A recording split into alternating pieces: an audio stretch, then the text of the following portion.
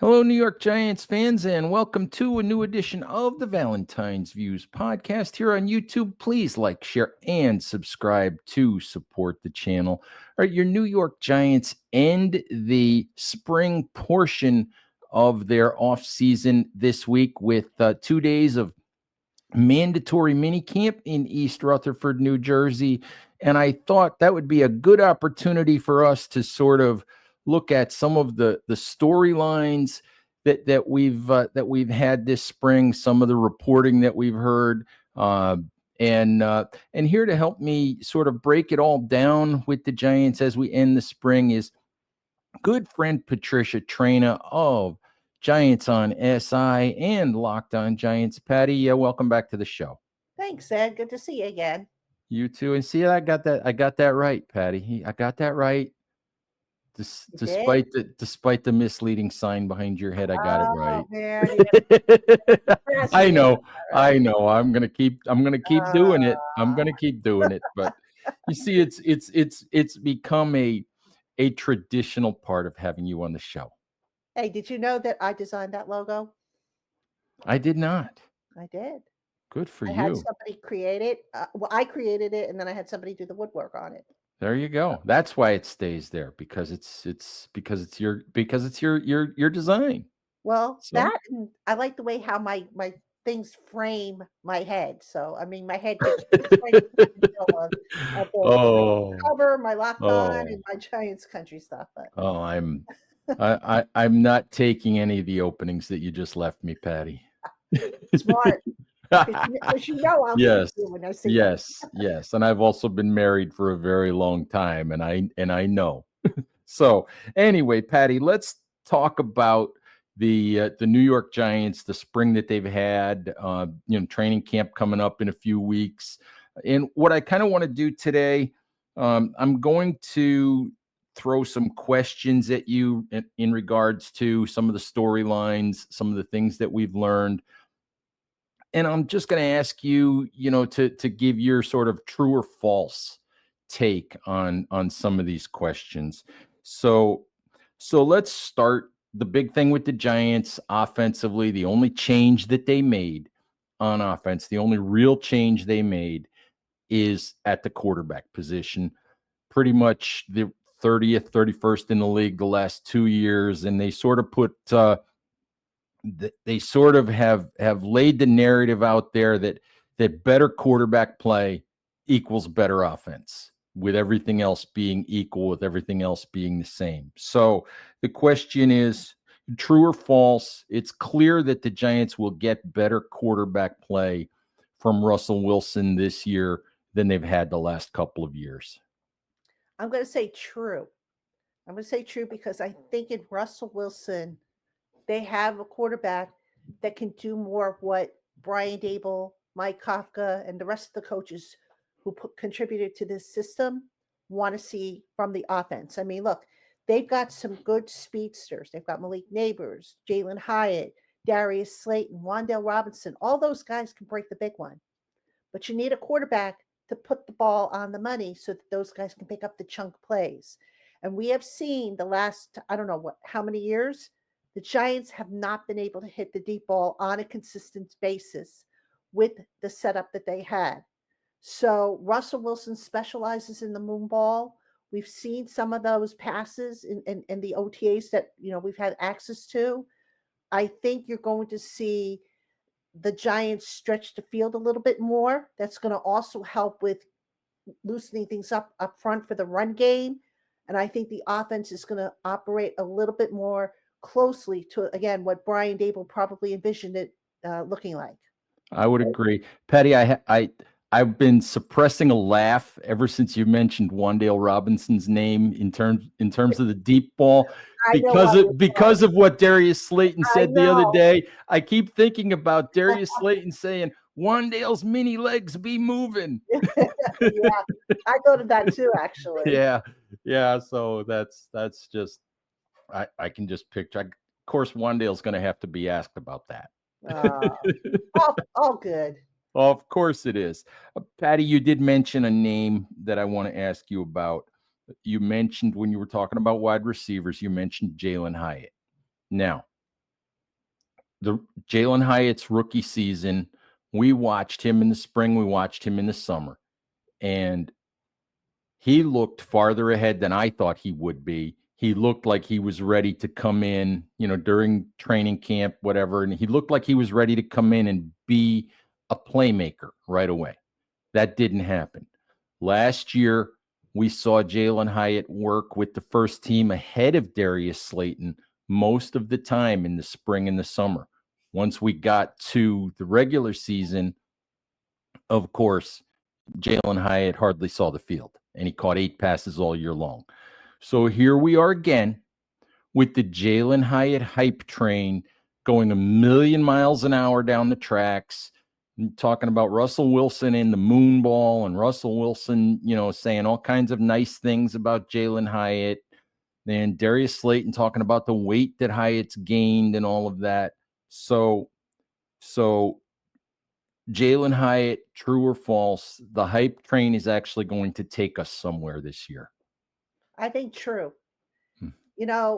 Sometimes we talk about players go to a different team, they get a fresh start, and they develop into what you think they're going to be. With Jaylen Hyatt, in a way, he's getting a fresh start with a different quarterback, one who believes in him, one who can get the ball where it needs to be. Now, I'm not saying that Jaylen Hyatt's issues over the first couple of years of his career have all been on the quarterback. That's not what I'm saying at all. Jaylen Hyatt needs to do some things better, but we knew that. We knew that he ran a limited offensive passing tree, or route tree, I should say, at Tennessee. Then you throw in the fact that Daniel Jones with the deep ball and the accuracy issues, that was a factor too. But I think with Russell Wilson there having this seeming to be invested in Jaylen Hyatt, I think we're going to see a little bit better production. Now, is he going to have monstrous numbers? Probably not, because that means you're taking away pass targets from Malik Neighbors. That's not happening. I can't sit here and say what I think Jaylen Hyatt's numbers are going to look like. I do think they're going to be slightly better than what we saw last year. Well, hopefully they reach double digits in catches, Patty. But that would be a nice start. I look at Hyatt and I think he can catch 30 to 35 balls and have a big impact on this offense. All right, third question. Jackson Dart. He's had ups and downs in OTAs so far. He's thrown some really nice balls. We've seen him throw some bad balls too. And people have had various opinions of Dart thus far. So the question is, true or false, Jackson Dart has given the Giants reason to be optimistic that they might have their future quarterback? I'm going to say true again. Unlike the situation with Daniel Jones, you got to remember, Brian Dable inherited Daniel Jones. And I think by the time he inherited him, Daniel, what he showed earlier in his career, and he showed flashes of promise between the coaching changes and just not having a good supporting cast around him, that kind of took the edge away from Daniel Jones's game. And he became almost like a shell of his former self. They're starting fresh with Jackson Dart. They have a better supporting cast around him. I mean, you tell me where there's a weakness on the offense. I mean, you could probably say offensive line, but hey, if they get the same starting 5 guys that they had last year, those guys play pretty well until the injuries start to hit them. Right. So I think Jackson Dart, the hype is real around him. Is he going to be perfect? No. He's a rookie. He's got things to learn. There are areas in his game that you can kind of see where he's lacking a little bit right now, but they're all things that he could smooth out with time. And it's just a matter of being patient. And I think the Giants will be patient with him. I think, Jackson Dart, from all sides, he comes in, he's willing to be coached. He's willing to work at it. He's not coming in thinking he knows everything. So I think the arrow is pointing in the right direction for him. Now, obviously, there's no substitution for live reps. The question is at what point in their grand plan for him are they going to get him live reps? Is it going to be mid-season? Maybe they put him ahead of Jameis Winston on the depth chart because if Jackson Dart is quarterback 3, he's going to be the emergency quarterback, won't be able to play with the 2 guys in front of him active? Or do they just say, depending on where they are with the record, maybe after the bye week, they say, all right, you know what? We'll see where we are with the record. We're not going to go to the Super Bowl. Maybe we give Jackson Dart some live reps to kind of get him into a groove so he can start to really appreciate the speed at the game, because you just can't simulate that in practice. Right. Before I move on to the next true or false, Patty, if I put an over and under on Jackson Dart starts for the year, if I put it at 2.5, you taking the over or the under? I'm going to take the over, but just by a little bit. Mm-hmm. I'm going to say after the bye week would make the most sense. Mm-hmm. But again, it's going to depend on what the record looks like. So, and the bye week is what, week 13, I think. Is it? It's late. Back, and I think they have is it week 14? It might be week 14. It's late. I think there's like 4 games left, 3 or 4 games, right? They have 3 or 4 games after that bye, and I think 2 are against NFC East opponents. So okay, big story, because it's a big name, has been Malik Neighbors' toe injury. It's been a headline, let's put it that way. True or false, Neighbors' toe injury is a source for concern at this point? At this point, I'm going to say no, false. I did wonder why, considering that Malik Neighbors had how many months off, that, why is this now popping up? Mm-hmm. And, Dable has said that he hasn't had any kind of, surgery or anything like that they're resting it. So, look, Neighbors doesn't need to be on the field for them until training camp. And even then, if they want to hold him out, they can. They know what he could do. Mm-hmm. So I'm not concerned right now. I'm more curious as to what exactly happened. Did he injure it early in the spring? And the Giants just aren't saying, or is this something that legitimately has been lingering since last year? And I guess my other concern would be is it something that because he didn't have surgery, is it going to pop up again? Mm-hmm. But that being said, and I know that sounds like I'm contradicting myself, it's only June 14th as we record this. Malik Neighbors needs to be ready to go September, whatever opening day is. I don't know the date off the top of my head, but that's when you want him good to go, because you know what he could do. Right. So the real answer is it's not a concern now. Right? Yeah. Until later, and until it becomes a thing that bothers him during the season. Right. All right. Next question for you. Obviously, Tay Banks has gone from being the guy that the Giants wanted to be, cornerback 1, to a guy who, when you look at the secondary as it's constructed today, would be the biggest question mark in the secondary. And there's been some chatter about Cordell Flott taking some first team reps, and Trey Hawkins has made a couple plays during the OTAs. So the question is, true or false, Tay Banks is in a real competition for his starting job? I'm going to say probably false. I think what the Giants are doing with Tay Banks is, look, last year we know he lost his confidence at times last year, and that affected his play. But you know what? You're going to have to learn to deal with adversity. You can't sit there and expect everything to go smooth. You're going to get challenged. So they're not going to challenge him by running the wide receiver 1 against him. So what other way to challenge him? Have somebody come in and breathe down his neck a little bit, light a fire under his backside. I don't hate the strategy they're doing, but I think at the end, Tay Banks, I would be shocked if he's not the starter. I happen to agree. It's playing time is the one thing you can hold over a guy's head. So make him earn it, make him show you that he's grown up a little bit. All right. Interesting thing that we saw or have seen all spring has to do with the Giants play calling. Of course, Brian Dable let Mike Kafka do it for the first 2 years, took that over a year ago. We've seen Kafka do all of the play calling so far this spring. So, true or false, Mike Kafka will call plays on offense in 2025. I'm going to say true, but I have an asterisk there. And you and I have actually talked about this. Yes, we have. I know where you're going. Exactly. So Mm-hmm. do I need to hit the? All right, I guess I'll get the answer. No, go ahead. I Yep. think Mike. I think Mike Kafka will call the plays so long as the quarterback is either Russell Wilson or Jameis Winston. And the reason why I say that is because at the OTAs, Brian Dable has literally been in Jackson Dart's back pocket. After every rep, after every throw, Brian Dable has been there. He has been focusing on coaching up Jackson Dart.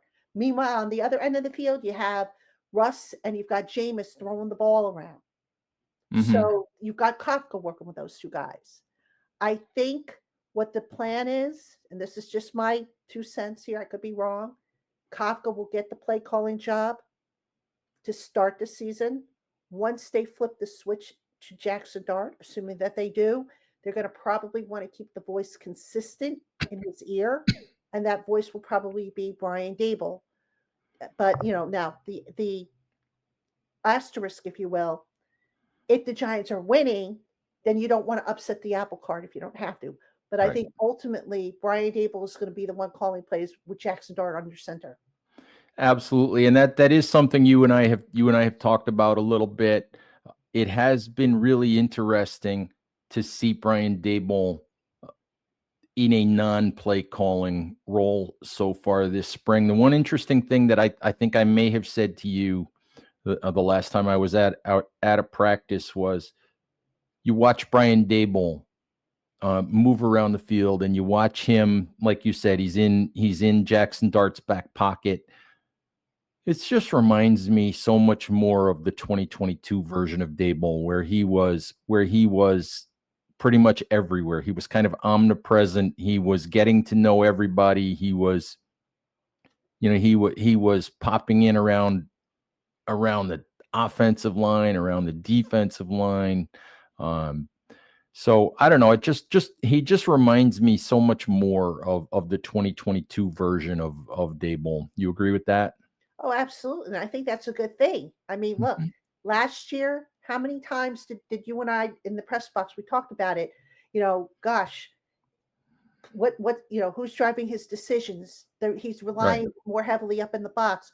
And actually, you look at the defense last year, you look at the special teams, they weren't that great either. Personnel issues aside. So you wonder if maybe Dable had been a little less invested in the offense and a little bit more invested in the defense and special teams. Would they have been so rocky last year? Mm-hmm. All right, Patty, another one for you here is something that we actually talked about when I did your show. Folks, when Patty and I do these shows, we always pretty much trade. I do her show over on Locked On, and she does my show. And this is one that we talked about over on her show. This is a Shane Bowen question. And the question is, true or false, fans should be concerned about Shane Bowen's flexibility with all of the new toys that he has on the defensive side of the ball. I think you have to say true, because you have to see, does Shane Bowen finally have everything he needs to run his defense? If we're being fair to the man, last year, I don't think he did. That resulted in him having to jam square pegs into round holes. This year, he got a lot of love, a lot of new toys, as you said. Mm-hmm. There should be no reason. I mean, short of injuries wiping out the defense, knock on wood that doesn't happen, there should be no reason why this defense shouldn't be better, especially up front. And up front, that's going to help the back end of the defense. It's going to have just like a snowball effect. So the question now becomes is, can Shane Bowen figure out a way to optimize the use of all this talent he's been given? And he's got a lot to work with. So what does he do with it? That's probably the biggest question. Mm-hmm. But, again, I'll give the man the benefit of the doubt. I know last year I said, oh, he should be fired because I didn't like the job he did. But being being objective and being fair to the guy. I know he also Mhm. didn't have everything he needed to run his defense. Now I think he does. All right, Patty, I have four more for you, and maybe these might be even kind of quick hitters, depending on how deep you want to go into some of these. Um, this one has nothing to do with mini camp. It really has nothing to do with OTAs, but it is, of course, a subject of conversation with the Giants and their fans. There's grass on the field at MetLife Stadium these days because of the World Cup qualifiers that begin at that began there this weekend.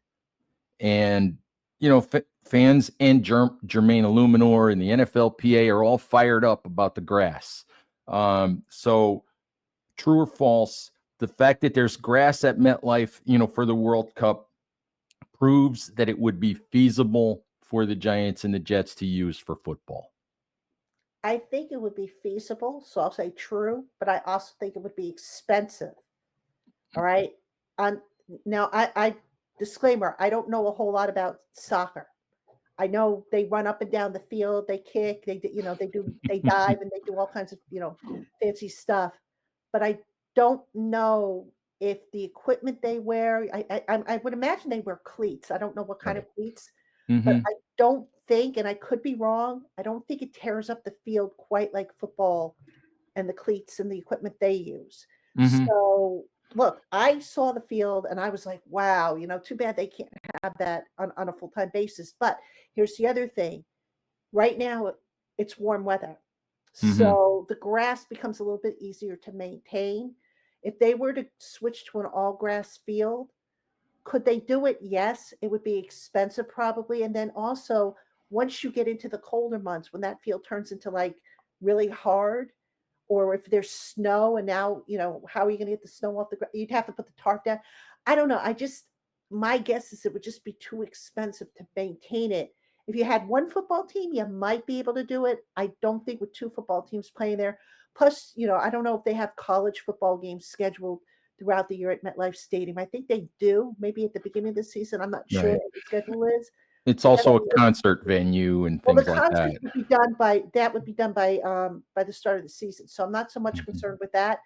But really the fact that they have basically two football teams, and like I said, football cleats and the football activity tends to chew up the grass field a little Mhm. bit more. So Mhm. I could see them saying no, it's going to be too Mhm. expensive. I don't agree with it. I think if you really wanted to, you could, but Mhm. I don't think they'll make a change. All right. Giants have five of these guys on their roster currently, on their 90-man roster. So the question is, true or false, an undrafted free agent wide receiver is going to make the 53-man roster. Mm. Ooh, I could see that happening.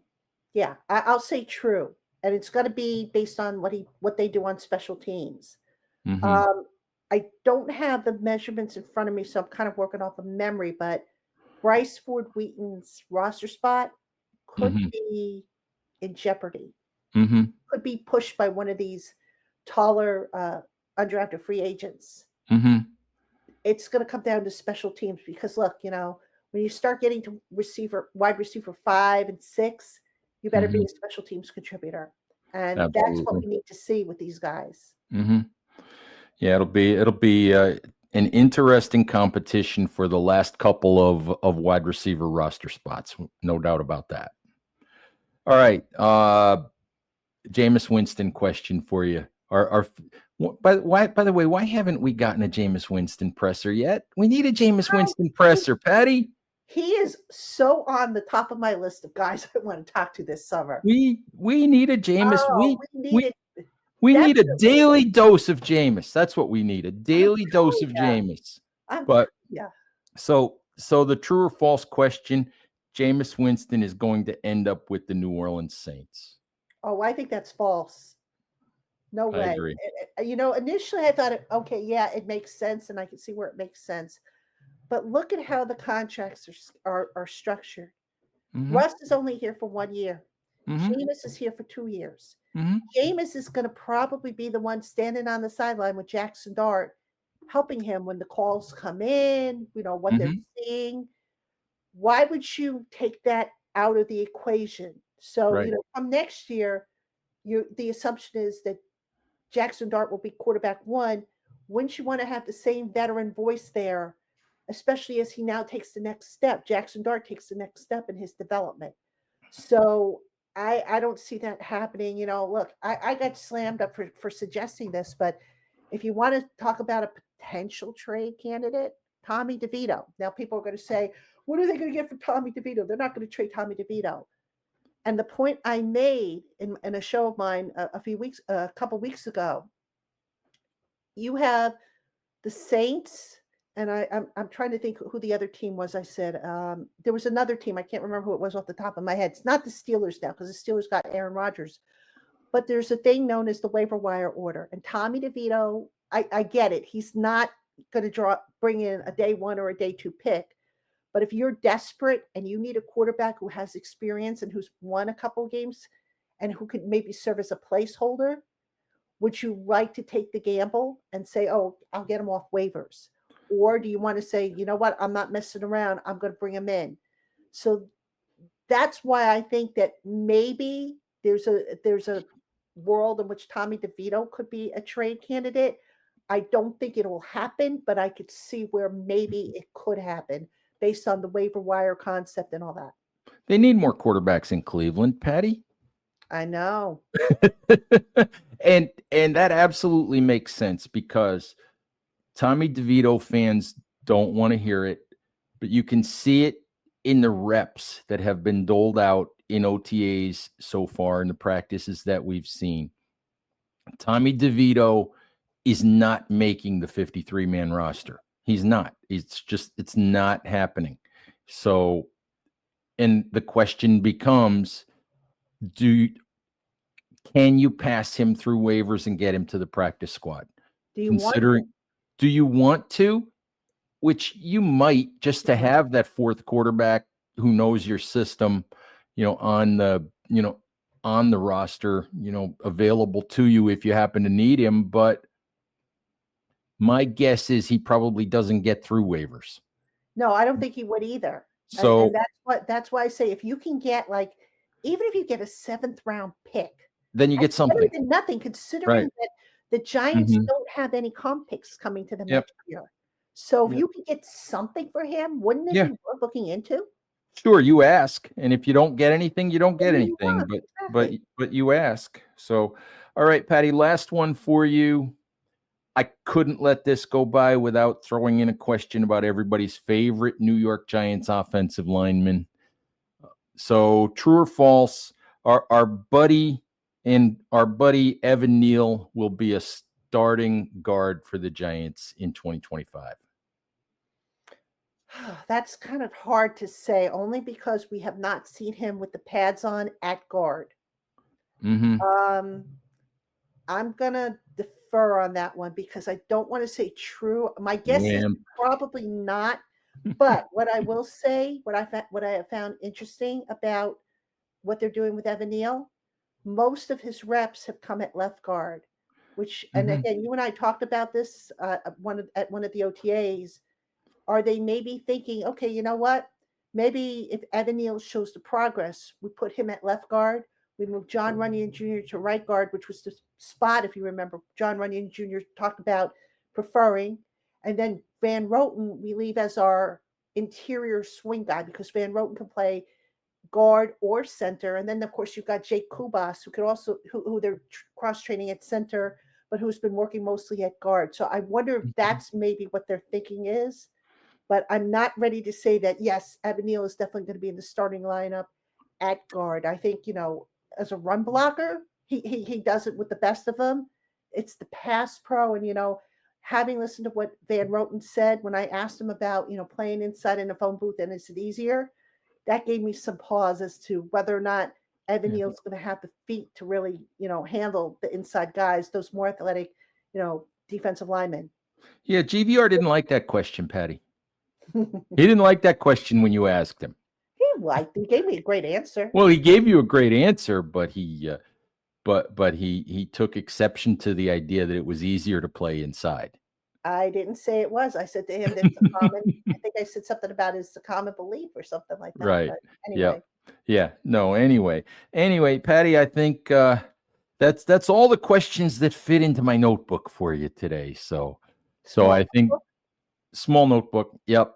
Yep. Anyway, Patty, I appreciate the time. I will see you for a couple days out at mini camp, and we'll be looking forward to it. So thanks again for hopping on. Giants fans, thank you as always for watching. Please stay safe out there.